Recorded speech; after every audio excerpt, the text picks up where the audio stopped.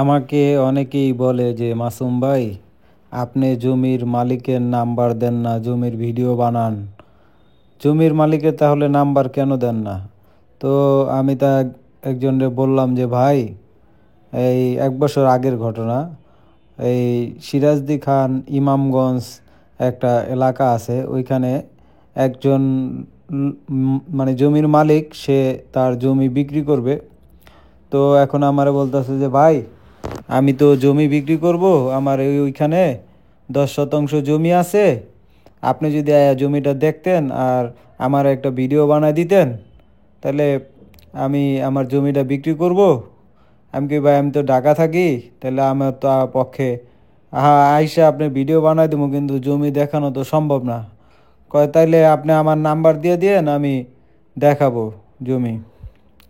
তো ওই লোকের নাম্বার দিয়ে দিলাম, ভিডিও বানায় দিলাম। ভিডিও বানায় দেওয়ার পরে ওই দেখে খালি বিভিন্ন লোক ওনারে, বিভিন্ন পার্টি ওনারে খালি ফোন দিতেছে যে ভাই, আপনার জমিটা আমি নেব, আমি নেব। এখন উনি ওই জমিটা, ওনার জমিটা একজনের কাছে বিক্রি করছে ওনার জমিটা 1,25,000 টাকা শতাংশ। এখন বিক্রি করার পরে দেখে ওনারে খালি আরও লোক ফোন দিতেছে, আরও লোক ফোন দিতেছে। তখন উনি কি করছে, ওনার ওই জমিটা উনি আবার আরও এক লোকের কাছে বিক্রি করছে। তার কাছ থেকে টাকা পয়সা নিয়া উনি আবার গ্রামে থাকে না, উনি হইলো ঢাকায় থাকে। গ্রামে আর কি ওনার জমি, গ্রামে আগে বাড়ি ছিল, বাড়িঘর বেচ্চা আর কি ঢাকায় আইসা পড়ছে। তো এখন ওই লোক পাগলের মতো ওনারে খুঁজতেছে, খুঁজে আর ওনারে পায় না। পরে আমারে ফোন দিছে, কয় ভাই এই ব্যাপার, আপনার ভিডিও দেখা গেছিলাম, যে এরকম এরকম জমি তো আমি কিনছি, এখন টাকা পয়সা দিছি, এখন এই ব্যাপার, আমারে তো দলিল দিতেছে না। এখন ওই খবর লইয়া দেখি কি, ওই জমি উনি আরেকজনের কাছে বেচছে। ওনারে দলিল দিব কেমন, ওনার তো টাকা পয়সা লইয়া উনি বাকছে আর কি। এই হইলো অবস্থা। যা এই রকমের মনে করেন কারণে পরে মেম্বার, চেয়ারম্যান, কত বিচার আচার, এরপরে থেকে আর আমি যাই জমির ভিডিও বানাই, কোনো জমির মালিকের নাম্বার দিই না। আর মালিকের নাম্বার দিলে কি হয়, বিভিন্ন লোক বারবার ফোন করে, উনি চিন্তা করে যে আমার জমির জানি কত দাম। তখন উনি ওই 1 লাখ টাকার জমি 2.5 লাখ টাকা দাম চায়, যে ভাই দিকে কাস্টমার বেশি, জমির দামও বেশি, আহ, যদি লন এই দাম দিয়া লইতে ওনার জমিরও মনে করেন যে দাম বাইরে জায়গা। এই কারণেই জমির আসল কথা হইলো, জমির মালিকগো নাম্বার দিই না। তো দেখা যায় অনেকেই, জমি তো আর সবাই কিনে না, জমি বেচবো একটা, আর ইউটিউবে ভিডিও দেয় 10,000 মানুষে। 10,000 মানুষের ভিতরে তো আর 10,000 মানুষে কিনে না। দেখা যায় ওর ভিতর থেকে 50 জনে যায় জমি দেখে, ওর ভিতর থেকে একজনে জমিটা কিনে। আপনারা যারা যেখান থেকে জমি কিনেন, জমি কেনার আগে একটু ভালোভাবে কাগজপত্র যাচাই বাছাই কইরা তারপরে কিনবেন। আর জমি জমার ব্যবসা বেশিরভাগই মনে করেন যে চিটারি, বাটপারি, দালালি, ঠিক আছে, এগুলির ভিতর দিয়েই জমি জমার ব্যবসা চলতেছে। আপনাকে একটু বুঝেই নাই কিনতে হইব, যেন থেকে জায়গা কিনেন, কিনলে গা আগে জমির, যেখানে জমি দেখতে যাইবেন আশেপাশে মানুষজন আছে, এগুলোকে মনে করেন যে জায়গার একটু দাম দম জিগাইবেন, যে কোন জায়গায় কীরকম চলতেছে।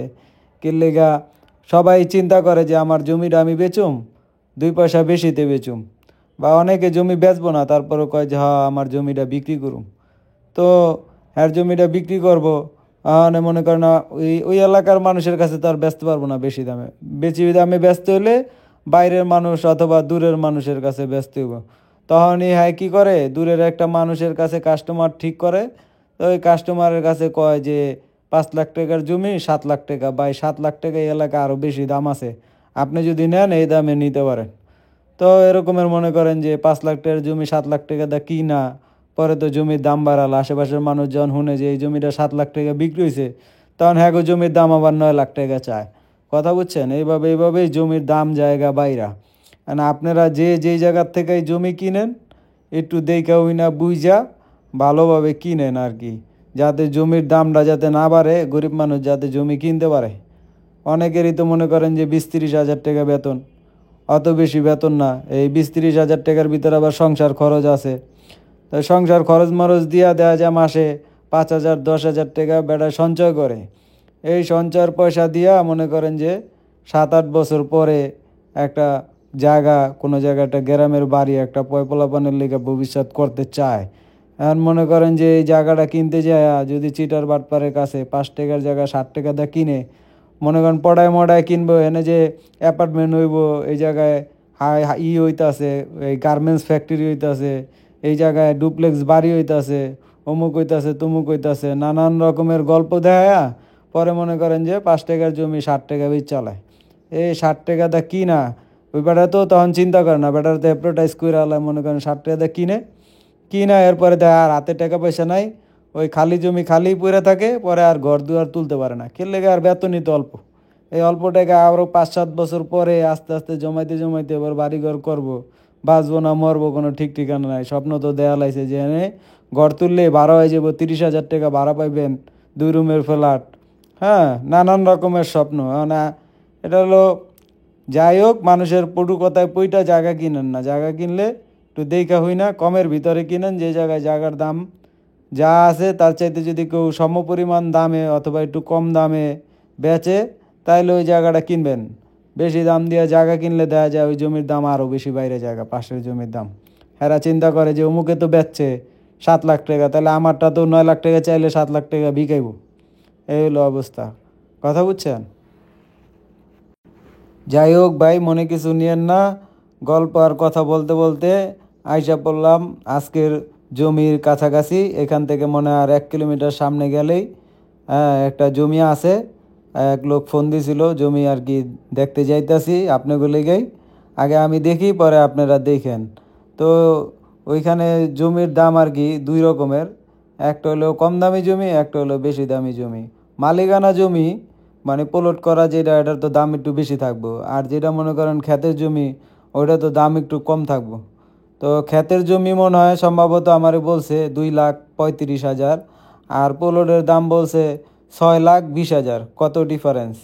তো ওই ক্ষেতের জমিতে আবার হ্যাঁ আবার রাস্তা দিব, তো রাস্তা দিলে তো আবার ওই রাস্তার যে জমিটা ওইটা তো আর আপনার কাছ থেকে দাম ধরবো না, ওইটা তো আপনার কাছ থেকে মনে করেন যে আহ, এক হিসাবে ফ্রিতে আর কি ওই রাস্তাটা আপনার দিব, ফ্রিতে তো আর দিব না, ওইখান দিয়ে তো আবার জমির দাম হ্যাঁ নিয়ে নিতে আছে বেশি। যাই হোক আর কি, মিল্লা জিল্লা আপনাকে যেটা পছন্দ হয় ওইটা আমারে বললেন, আমারে বললে আমি ওই জমির মালিকের লগে কথাবার্তি বলাই দিব, মনে যদি 2 পয়সা কমে লইতে পারেন আপনাকে লেগে ভালো।